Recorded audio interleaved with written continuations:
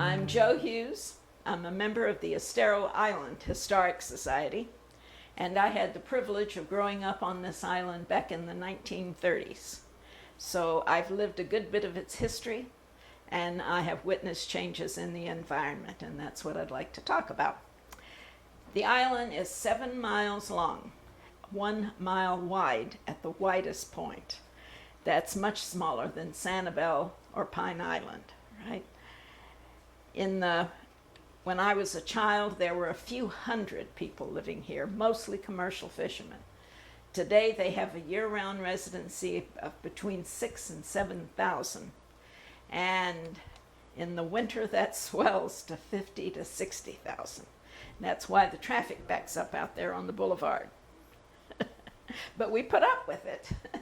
It's better right now. The reason I bring up the Calusas is because they built shell mounds in the area. And we have one right here on Fort Myers Beach, at the end of Connecticut Street. There's a house at the top of it, which was built about 1906. It's the oldest existing building on the island. And the town of Fort Myers Beach owns it today. When the last family that was there, the lady died, they were going to sell the property and build condos on it. And we didn't want that to happen. So Fort Myers Beach managed to raise enough money to pay for it and buy it, and they did. Well, the lady that was there had put a swimming pool at the top of the mound.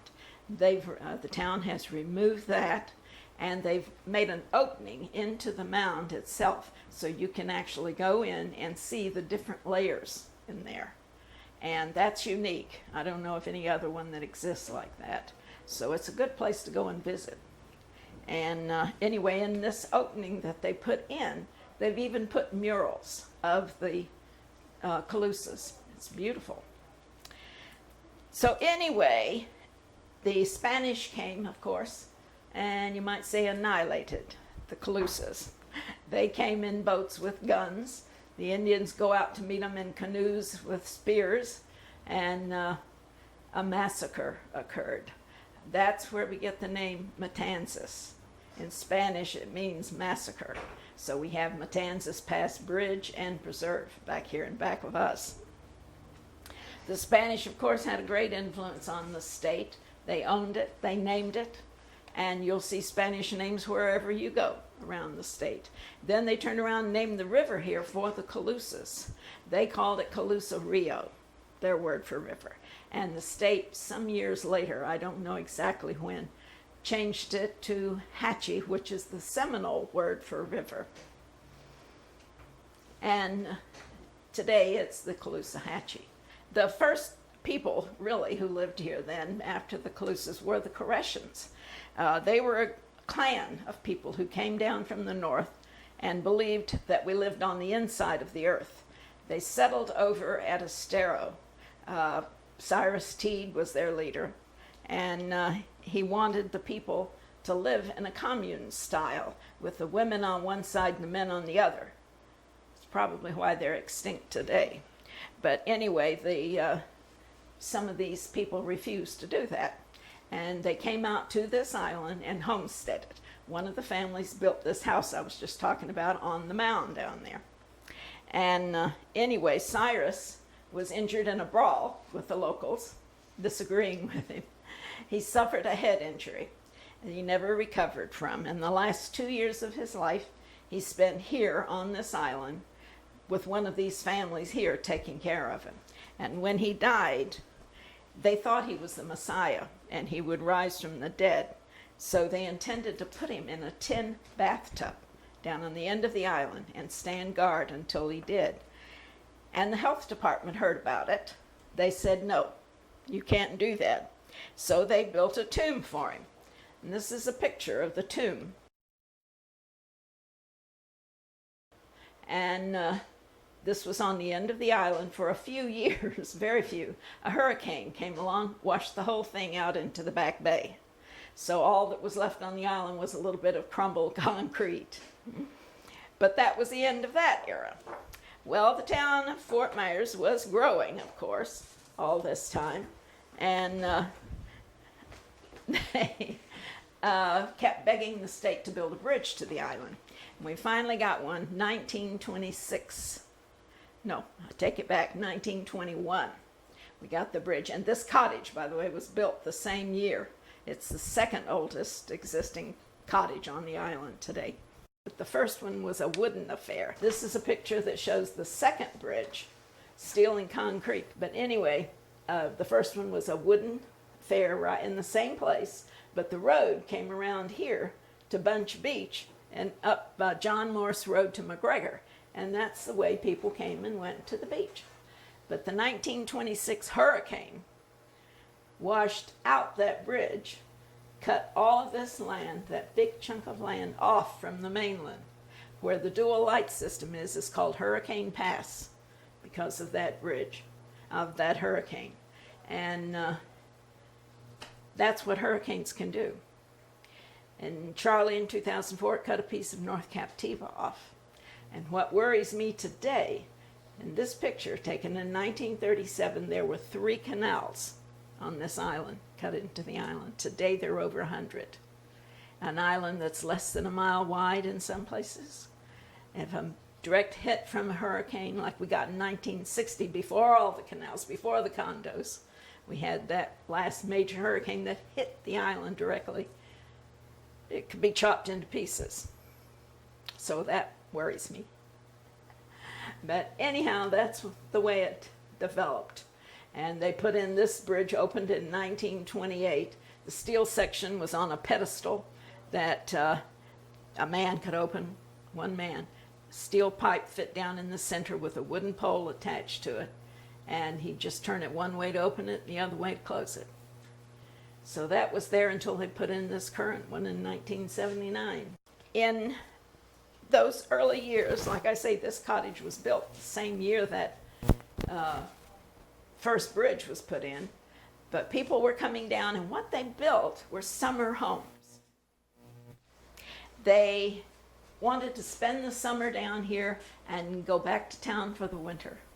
They didn't think about renting them then. That came along later. But anyway, in 1929, we had a depression which stopped everything. And I think it was really in the 50s when building took off again down here. But in 1934, Florida Power and Light ran electricity to the island. And that was only from where the pier is today. Here, there was a hotel across the street on the beachfront, Fort Myers Beach Hotel. And people on the boulevard and on the beachfront got electricity. We lived on the bay side. We didn't get it till 1938. We had moved down here from Fort Myers in 36, so we had 2 years to go before we got electricity. I'm sure my mother didn't appreciate it because we had to use kerosene lamps. We had to use kerosene stoves. She had to wash clothes by hand and heat water on the stove, of course. But as children, we didn't mind a bit because we had all this gorgeous green water back there to play in. It was like having our own huge swimming pool. In 15 feet of water, you could see everything on the bottom. That's how clear it was. It isn't that way today because of pollution. But it was lovely then. So anyway, in 1937, we started the first school. And that was in a little rented cottage, which still exists. It was called the Mayhew Page Cottage. All the cottages in those days went by the owner's name because we didn't have streets or numbers or anything for them. And but anyway, while the county was building a 2-room schoolhouse for us, we went first year in that. 3 grades, first, second, and third grade. 1 teacher. She also did the janitorial work and drove this school bus. And her salary was $80 a month. So then the next year we moved into, and the parents had to pay the rent for that cottage that first school year too, $37 a month, if you can imagine, a beachfront cottage. But anyway, the next year we moved into this 2-room schoolhouse and still had 3 grades in each room. And this first teacher became the principal, taught 3 grades. Another teacher drove the school bus, taught 3 grades. And the kids did the janitorial work, which we didn't mind. because we missed the school bus, right? And we got kept after school to clean the blackboards, to take out the trash, stuff like that. We got to ride home in the principal's car, which was a shiny black two-door roadster with a rumble seat. And most of the students who come here have never seen a rumble seat, of course. But we loved that car. I've never forgotten it. And the huge headlights that it had on the front. And we'd step on the running board and up on the fender to get into the back of it. But it was all upholstered in brown leather. It was just a convertible. And it's the only one on the island. So we loved to ride in that car, and we didn't care having to work at the school, do anything. Whatever she wanted, we did. But anyway, all those years that we were there, we had to participate in the county fair. This was at a time there were few schools in Lee County, of course, and all of them had to have an exhibit every February in the fair. And one year we made a map of the island with a sheet of plywood we painted to look like water, fashioned the island out of plaster of Paris. Every kid in the school, there were only 40-some in all 6 grades, carved his own home out of a bar of soap. We used toothpicks for piling and located those houses wherever they were located on the island, put sand and shell along the front to represent the beach. We won first prize that year, the fair. And the Chamber of Commerce in Fort Myers was impressed with it. They put it in their showcase window for a while. We also were in the very first Edison parade. We called ourselves the Beach School Sailors. So we made hobby horses with seahorse heads. And we wore white pants and shirts, a blue cummerbund, sailor hats, rode those things in the parade, and we got a trophy for that as well. And we got to go over to the Edison estate afterwards and shake hands with Mrs. Edison, who was still living then. So we had a wonderful time in that little school. We really did. And I'm all for neighborhood schools. I am. We have this one next door to us now, was built in 1948. And 10 years later, and it has an enrollment under 200. But every club and organization on this island supports it. If they need anything, that's where they go to get it. And they get it. And I think it's just great. I hate for little kids, elementary kids, to have to be bused too far away, from home. They should be playing or in school with their neighbors, to me. It's the way I feel about it. But anyway, this one was 1948, but 1938, when that first one opened, our first church on the island was opened, and that was the Chapel by the Sea. And it was undenominational for years. Today it's Presbyterian, and we have a church for just about every denomination there is down here. Like I said, the early 30s, 40s, this was primarily a fishing village. That was before tourism started. This was the 26th storm. That's First Street in Fort Myers, underwater. And old Model T Fords, they're pushing down the street.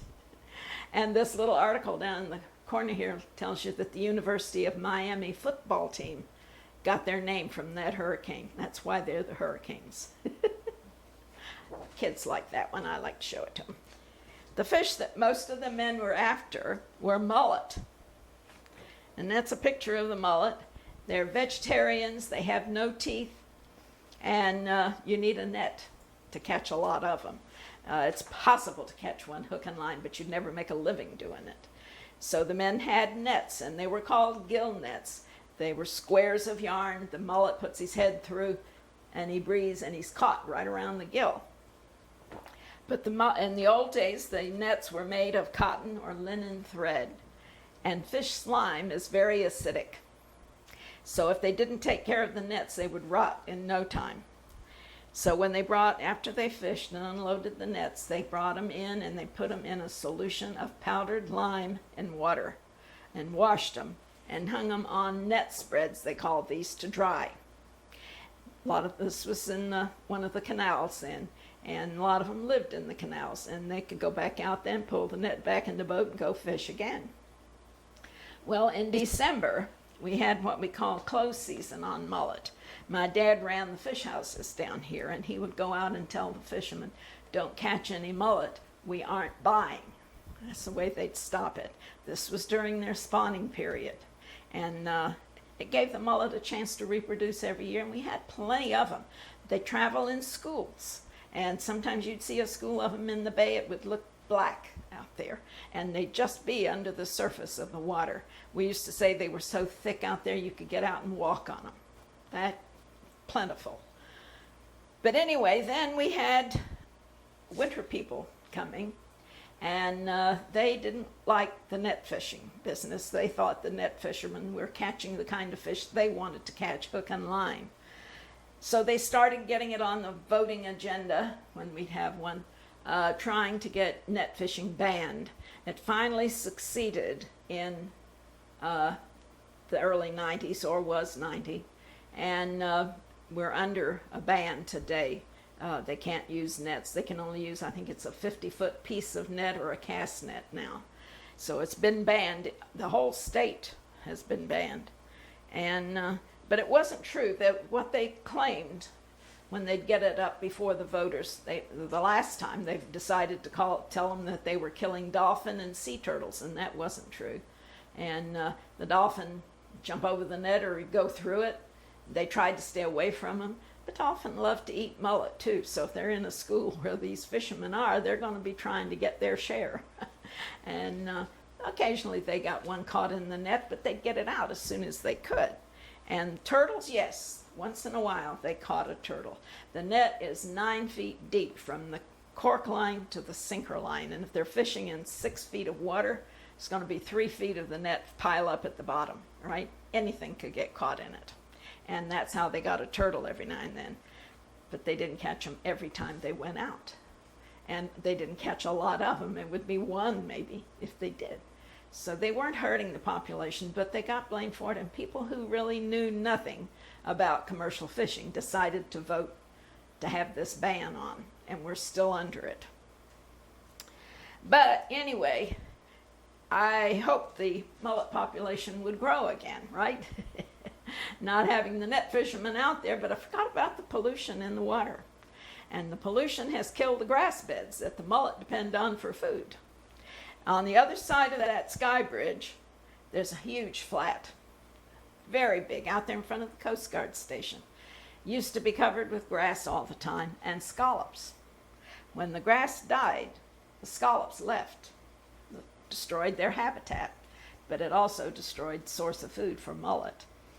So the mullet population has increased a little bit, but not as much as we'd hoped. And I believe that that particular bed, grass bed, died because of the pollution that comes down the Caloosahatchee and comes out through 3 little bridges that they put in that causeway to Sanibel, which I think was wrong to build. It's my opinion, but to me what they did was partially dam the mouth of a river. And I think that's against Mother Nature. So there it is. You can see some of the landfill there that they put in. And the water just can only go through those 3 bridges. When it used to go through the whole mouth, out into the Gulf. When we were kids, we'd see when they let water out of Lake Okeechobee, which was red because it's fresh water coming out. You'd see a red stream out into the Gulf as far as you could see. Don't see it anymore because it's not flowing out that way as much or as fast. But anyway, that's it. And I think it was wrong. And I think someday the Army Corps of Engineers has approved this twice. They built it in the 60s, again in the 90s. I think someday they're going to have to admit it was a mistake, like they have other things they've approved. The Kissimmee River, they straightened out, right, down the state, and the Everglades damage they've done there. So I think this may be one of them. Or a hurricane might do it for them. We get a bad hurricane going through there, it could wash out that causeway too. So it's all things we have to think about. Maybe hope it never happens, but it could. The Caloosahatchee doesn't touch it, but we have the Imperial River, we have 10 Mile Canal, Hendry Creek, Mulock Creek, all of those bringing lawn chemicals and fertilizer and stuff from all the building that's gone on in South Fort Myers there. And they bring it down and that's killed the grass beds back there as well. So Lee County has a program called 2020. They try to buy property, that, especially any that borders the water, but anything that's environmentally sensitive, they're trying to get hold of. But if it's around salt water and there are red mangroves, they definitely want that. And if you buy property yourself with the red mangroves on that in that salt water, you can't touch them. You cannot take them out. It's against the law because they know the red mangrove roots help filter the water. Well, they've also started oyster reefs in the back bay back there. They had students from the university volunteer to carry out oysters, croaker sacks full of oyster shells. And they built these reefs out there with them. And the oyster larva comes along, is attracted to the shells and forms oysters, right? I'd known all my life that oysters help to filter the water, but not to the degree they say they can now. One oyster can filter as much as 9 gallons of water per hour. That's a lot of filtering. They don't filter out everything, but they filter out a lot. So if they keep those oysters back there, it could do some real good. I haven't had any reports on the success of it yet. I hope to hear about that one day. And we've got to keep the oyster harvesters out too. If people find out you've got oysters back there, you'll be raiding those reefs. So in the early 40s, we had 2 bases in Fort Myers during the Second World War. We had Page Field and Buckingham. One trained bomber pilots, one trained fighter pilots. They all flew out over the Gulf, and occasionally one went down. So here on the island, right at the foot of the bridge, they established what they called a crash boat station, manned by some of these young men. This was, remember, Army Air Force. We didn't have an Air Force on its own until after that war. But anyway, it was Army Air Force people. Some were divers, some were radio operators, stayed there. They had a barracks they lived in up on the shore, and they were always handy. But also during that period, everybody that lived on the island had to black out their windows at night. We'd buy black cloth and put a nail over on either side of your window and let it hang on one during the day and cover the window up with it at night, because German submarines were patrolling the coast. And we know that for a fact. And so to keep the island dark, you had to do that, or you got fined if you were caught with lights showing. And we had people that patrolled the island to make sure this was carried out. And one night, one of the guys that patrolled was down on the north end of the island, and up in the weeds up on the shore, he found a German uniform. And in the pocket was a theater stub ticket from the Arcade movie theater in Fort Myers. So they knew he had gotten off the sub, gone to the movie, probably saved the ticket, the stub, put it back. He had a change of clothes with him, in a plastic, well, I don't know if they had plastic then or not, some kind of container to change clothes in. They didn't have to say a word. All they had to do was put money up on the counter, and they'd give him a ticket, They go in and watch a movie. But anyway, he was maybe going to save that ticket, put it in his uniform, and then got scared somehow and took off with the submarine. And that's why it was left on the shore. So that stayed, I think, in the Fort Myers Historic Society display up there for quite a while. But it was proof that they were there. And I mean, as far as I know, I never had any problems with them. They never caused us any trouble. We just had to watch it. And that was not just here either. It was all the way around the Gulf and all up and down the Atlantic. People had to do that if they lived near the water. So they may have been keeping an eye on us because of those 2 airfields we had, with planes flying out too. Anyhow, in 1949, we started the first mosquito control. They were pretty bad, really bad. And a couple of guys rigged up a blower on a Jeep, and they were putting out DDT powder. And I think back, looking back, I think about what they did. If they had kept it on the ground, it probably would have been all right, but they were spraying it up in the air, and people were inhaling it. And they know now that it causes cancer. So it's been banned here.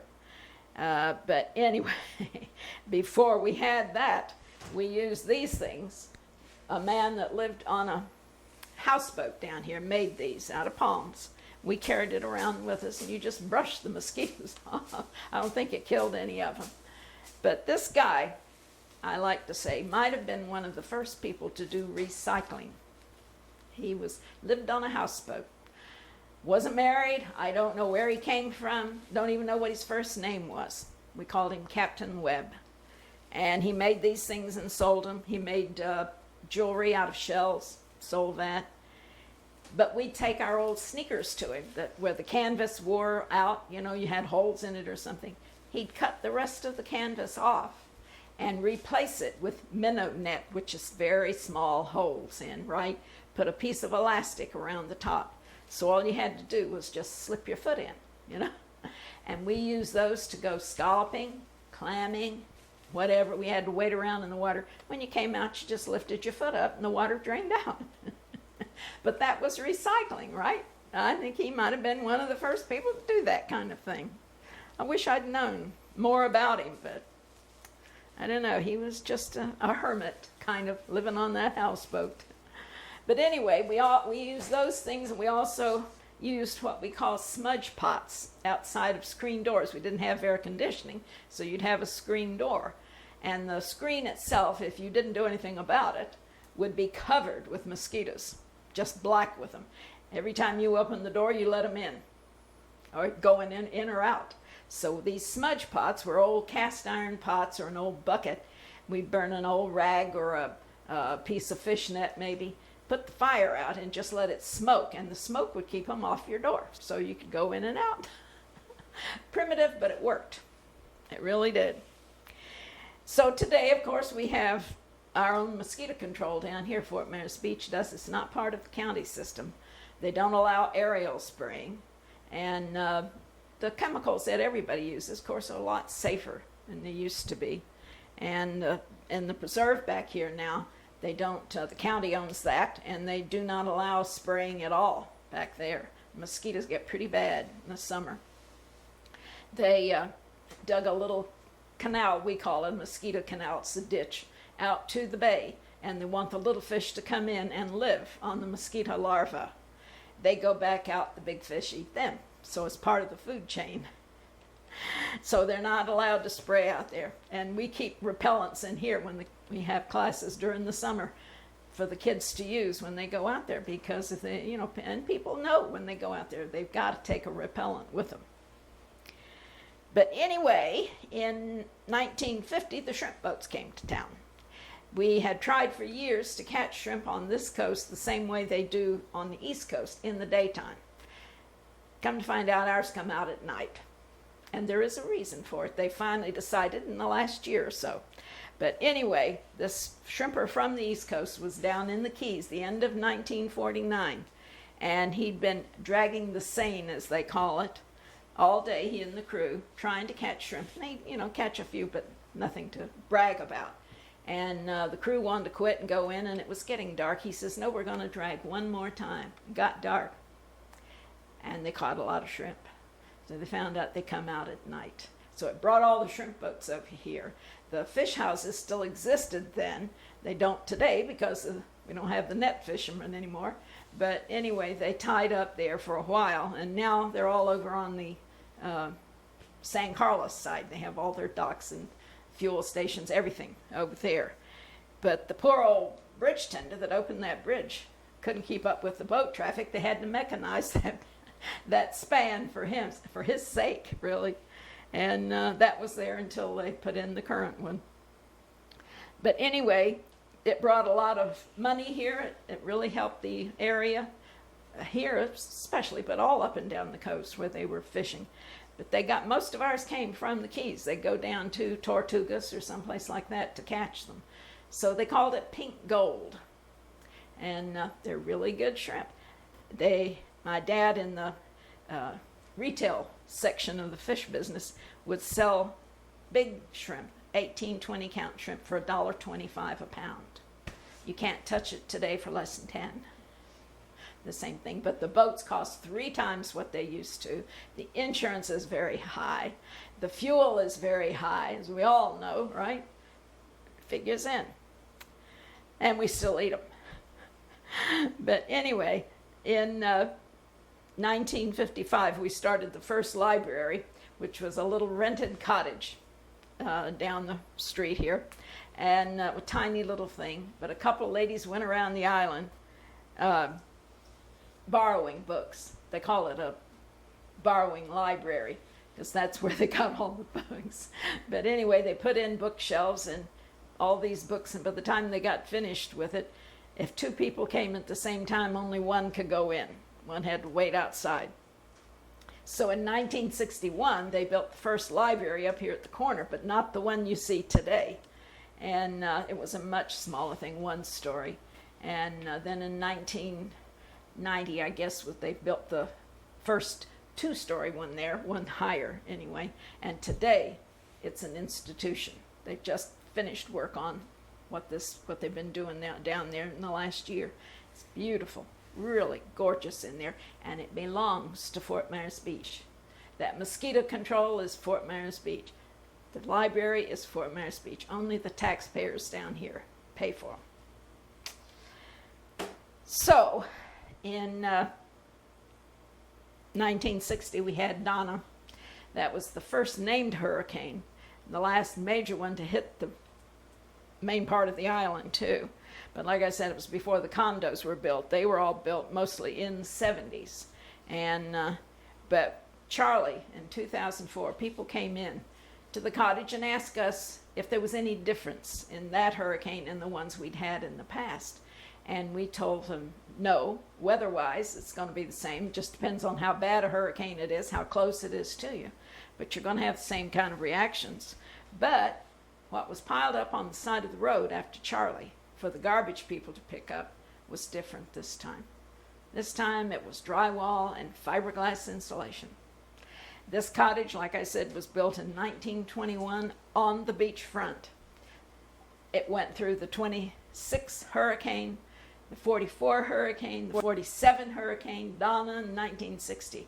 Water came in, the water went out, they cleaned up after it, and they didn't have any mold. But if you've got drywall and fiberglass, you're going to have mold. You've got to take it out. But everything in here is made of wood, and there is no insulation. So evidently wood is your better fabric to have in a hurricane. Better material, if we can get enough wood to build houses anymore. We've cut down so many trees already.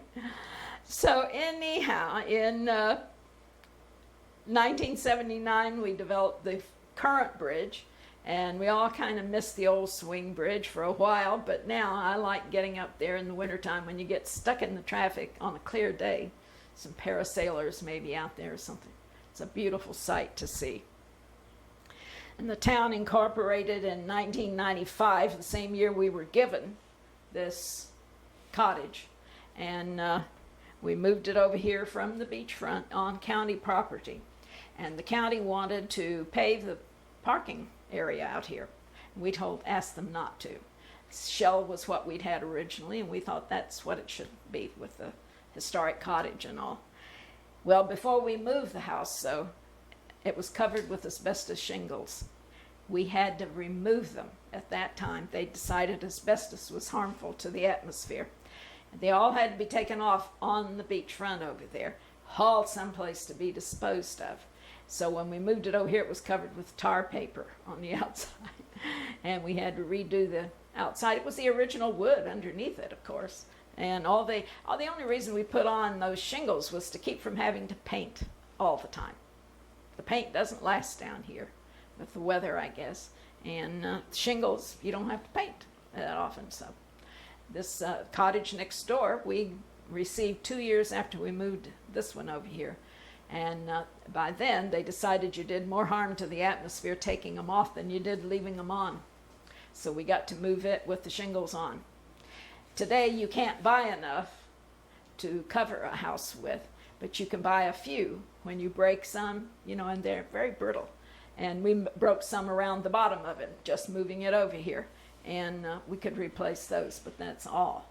But people are using aluminum siding today, right? It does the same thing. You don't have to paint it all the time, but it does less damage to the atmosphere. So anyhow, that's about all I have on that. This is Iggy at the bottom, an American egret. He's in Fran's living room watching television.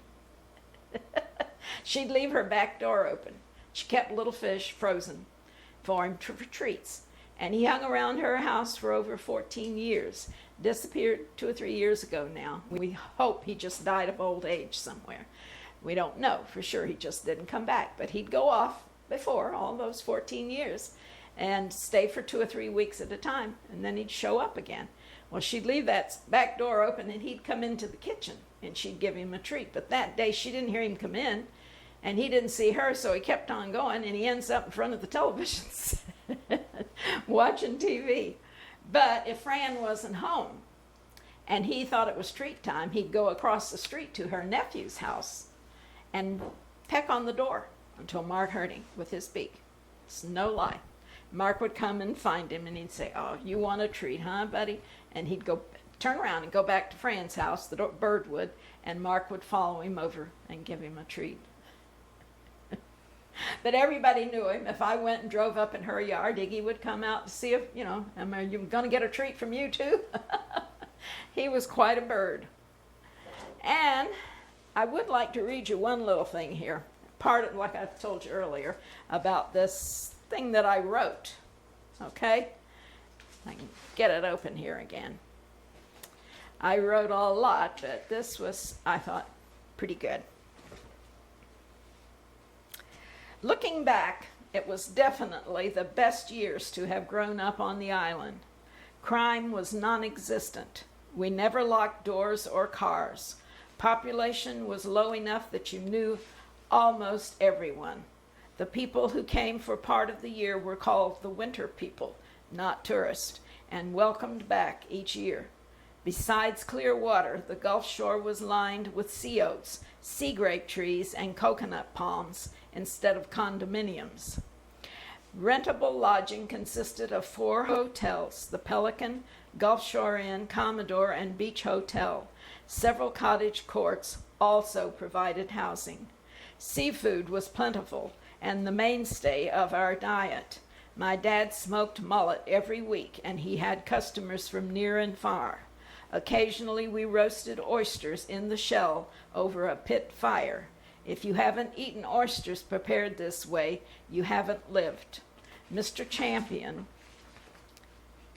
a retired insurance man from Connecticut, taught us how to make the best oyster stew, and John Wygan had the best recipe for diamondback terrapin soup. Add Mom's clam fritters, key lime pie, and homemade sea grape jelly to the menu, and you could say we dined all